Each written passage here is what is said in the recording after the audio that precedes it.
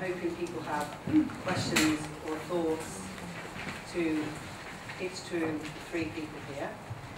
Am I right in thinking someone wants to do first? Hello, yeah. Question for Gavin. Thank you all. Question for Gavin to start with. You talked about seriousness with respect to queer philosophy. What exactly, or how are you defining queer within an academic context? I got the impression that you were defining it as that which was a reflection on the prevailing seriousness. I might be wrong. Could you expand upon that? I guess, is that on? Yeah. The first way in which I'm thinking of queerness is the most obvious, insofar as the work that I'm looking at is largely by queer performers of one stripe or another.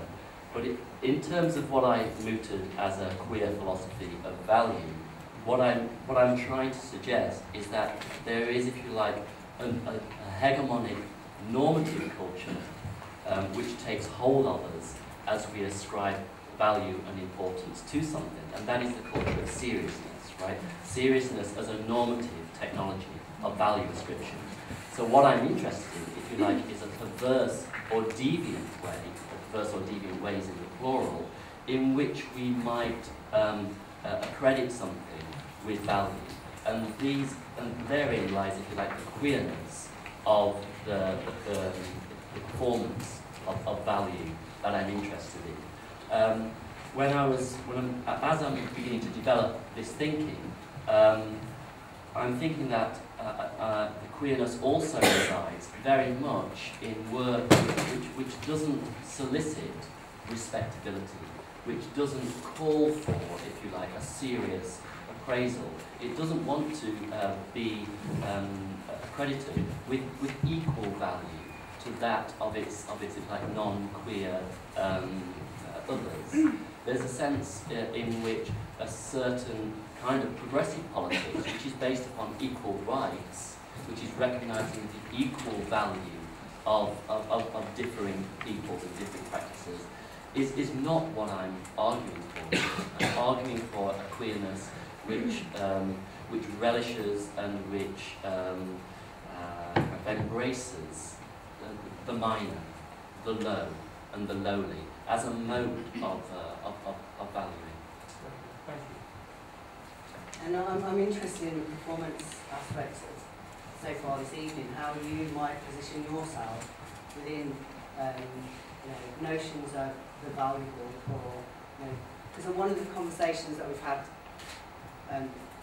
on the working group is how do we allow value to take place within this type of performance art practice. So I'm kind of interested in the response.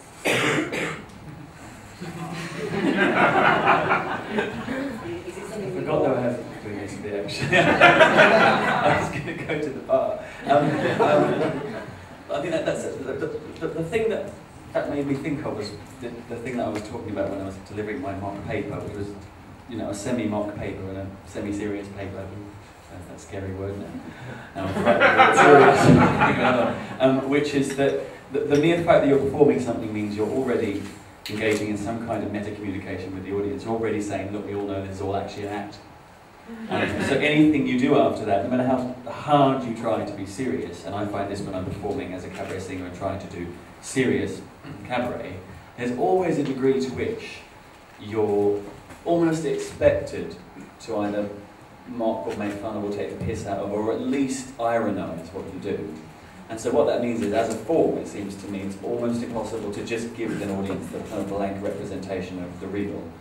You're always giving them something that's very much, interpreted and diffuse, and it's expected that you're going to be a little bit ironic with it. Even if you see like kind of great legendary Broadway divas in cabaret, they're always camp as tits, because they know that to just be like Barbara Cook and just sing very serious songs and make everyone cries is not an option.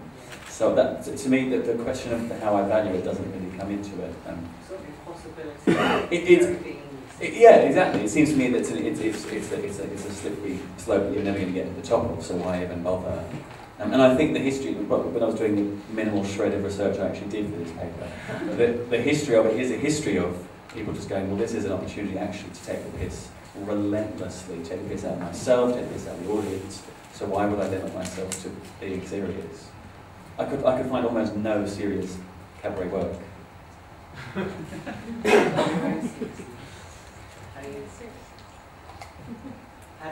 How do you take your body seriously, for example, or your performance part of practice seriously, or not? Or like, how does it? Because you're doing a PhD as well, aren't you? Yes. You want to write about that, so there are potential. You've been outed. Yeah, it's a paradox, Yeah. actually. Yeah, I mean, I approach what I do very seriously, but obviously my approach is ironical. In terms of the way that I kind of critique about my own body, I mean, I feel quite serious about my own body. But what I'm trying to say is it's, you know, about this kind of cult celebrity and this kind of idea of construction of the female body and what the female body should be. And in terms of that, then I feel that I'm kind of deconstructing it in an ironical sense. You know, what is the perfect body? You know, so underlying that is a real seriousness, but through the humour, I think, which is the subversive part of it for me. I think it's integral to be truly subversive. I think you have to have humour, just to kind of highlight how ridiculous kind of these social constraints are and expectations are, and yeah, I think that's it. What Dusty was saying, because what you described in the context of Kleinkunst seemed to me to be almost the inverse of what I experience as an academic in a kind of scholarly context, that the expectation is that you are serious. Yeah. Right? And so I'm working with and against that expectation in a kind of different context. And, you know, people have said to me, very perhaps kindly or unkindly, I don't know, that what I'm involved in is a doomed project. Right? because in many ways I am part of the scholarly, serious machine, writing about these practices which at the very best perhaps embody a kind of compromised seriousness, that I'm bound to betray, you know, these objects because of the serious mode of the scholarly enterprise.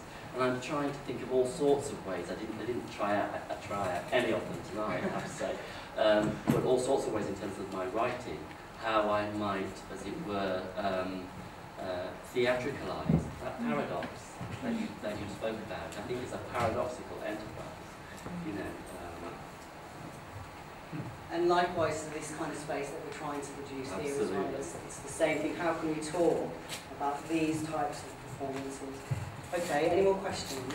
There's two at the back, so one and then two. It was a kind of question. Isn't self-indulgence a tad serious? I mean, talking about, I've seen plenty of cabaret or any Kleinkunst, whatever you want to call it, that is self-indulgent, and I would not call that funny, and I wouldn't call it subversive, and I wouldn't call it satirical. And I don't feel it has enough content or thought where it's actually reflective on itself. It's more just crap. which is the other point, which is about excellence and what you were talking about with excellence, and is excellence important? I think if you look at any form of art over time, there are certain key players that stick out, and whether it's Monet with his impressionist stuff or whether it's Aristide Bruant and the fact that we still know his name, a poster helps, but also the fact is his quality sort of speaks up, and so many people will sort of fall by the wayside, and I think quality and excellence is absolutely important, and whether it's large Kunst or Klein, I think dynamic art and dynamic arts and construction and writing and honing your craft are, if you're serious about what, or see what you mean now with that bloody word. But if it interests you, then to spend time on it, or else it's just self-indulgent shit. Can I say something to the question of self-indulgence? I mean, what that means to me very often, again, has to do with what I expect of the genre that I'm seeing, which is if I see someone come on stage and do something where I feel they are taking themselves very seriously, but they're not necessarily executing what they do in a way that entertains me or that compels my attention. I mean, my idea of self-indulgence is someone who talks the talk but doesn't actually walk the walk. Yeah. So it's someone who comes on stage but maybe a very, very highfalutin idea or concept, but without the skills actually to execute it. But the thing that goes off in my head at that point is, oh geez, you're taking yourself seriously. Now if someone comes on and does, some astonishing piece of skilled work, whether it's singing or dancing or acrobatics, whatever, they can take themselves as seriously as they want. I'm still in awe of their skill. But I think that has to do with a shortfall between what the reception that they're maybe expecting you to give them. But that has to do with them taking themselves seriously. Yeah, like there's a certain charm in someone coming on and being crap if they don't take themselves at all seriously, because they're not. So again, it kind of does fall back into that idea of seriousness. Yeah. So I'll say maybe a word or two about excellence. I think it's incredibly problematic because critical judgment, as we know, is often, the terms of critical judgment are often not transparent. So that the basis upon which those judgments are made, the kind of assumptions which inform arriving at either a minor or a major judgment of quality are often not transparent, even in bureaucratized circles, even in bureaucratized circles of like grant applications and things like that, which is where excellence really perhaps matters most, right? Who gets the money in terms of who gets financing to do what they do. I think, of course, I would say excellence, or it's got too much of a bureaucratized ring for me, I think. For me it has none. I prefer something like importance, or even like the title of my talk, profundity, which suggests a certain. Essentially, it's semantics. If someone can do a good cartwheel or sing a song in 3-octave range, and someone can't do a good cartwheel and has a really bad singing voice, I would say, now, whatever you want to call that, and I'm coming not from an academic point of view at all, but from literally sitting in an audience, watching something, why am I engaged, why am I blown away, why am I really happy they deliver like that? And Dusty, how many grant applications have you ever done? How much money have you been given? And it's not to say that of course that's incredibly important, but it's also the sense that many performers and performance gets done with bugger all of that. I think there's actually two different concepts orbiting each other here. One is about a culturally valued idea of what excellence is, which can be measured in a kind of bureaucratic way, even though I've never done a grant application because I got bored halfway through. And if I'm honest, I opened a bottle of wine. And another, which is the ability for a performer to compel the audience's attention, which is a different thing, and that's what I would think of as to do with excellence. I mean, some people can't sing a note, but are still absolutely magnetic to watch Tom Waits being a very good example. But to me, that's another conversation entirely. I mean, in the context of Kleinkunst, it is about the fact that, again, it's Klein. You've only got a few minutes. If you're boring, you're off. And the audience are pissed out of their heads. It's not the same thing as sitting through 2 hours of Ibsen, wishing you were actually at a cabaret. And so the performers I see who have that skill have developed over time and they have. But I think that you're not disagreeing. I think you're actually having two entirely different conversations. Thanks. I'll try and add to it a little bit, but in terms of some work that I've seen, in terms of little small vignettes performance, say in the neo-burlesque scene, where I've actually seen performances that are like car crashes, because a girl's gone on with no real skill, no real engagement with an audience member, is exposing their body in a kind of quite unskilled way, but also very sort of self-aware. I remember seeing one performance where I felt like a young woman on stage. I felt uncomfortable being part of the audience. I actually felt uncomfortable watching her strip because she looked so terrified and doing it so badly. And I actually felt like I was part of this conspiracy of kind of gang rape for these poor women, you know. So I think that skill level and execution and attention to detail and content is actually really important in terms of little vignettes of something that you want to be effective and communicate and bring across a message. Yeah, I mean, it's all very well dressing it up in a nice little bow and unwrapping it, and it's all gorgeous, but there's no content in what you're performing, and it's not executed with some kind of skill or awareness or an engagement with an audience, then it kind of falls flat. Does that answer your question, something? Sort of. Add to the debate. Add to the debate. That's all right, I whacked myself in the nose earlier with my thing and I'm a bit dizzy.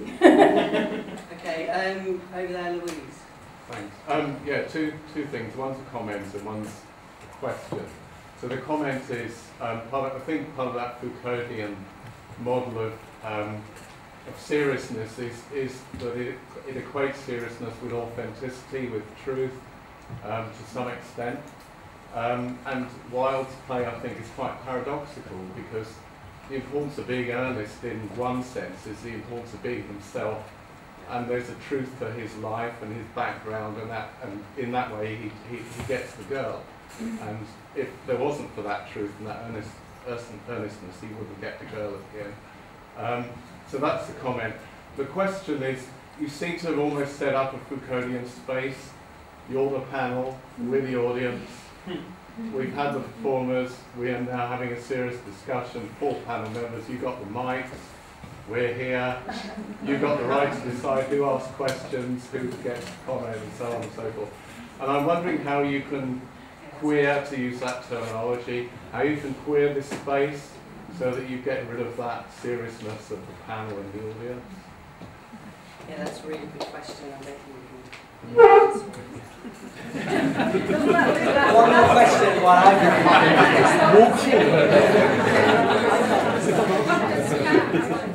Well, in terms of how we set it up and the way that I try to flag it up is to collapse some of that space by having people involved in a working group so that we can work concept, work ideas.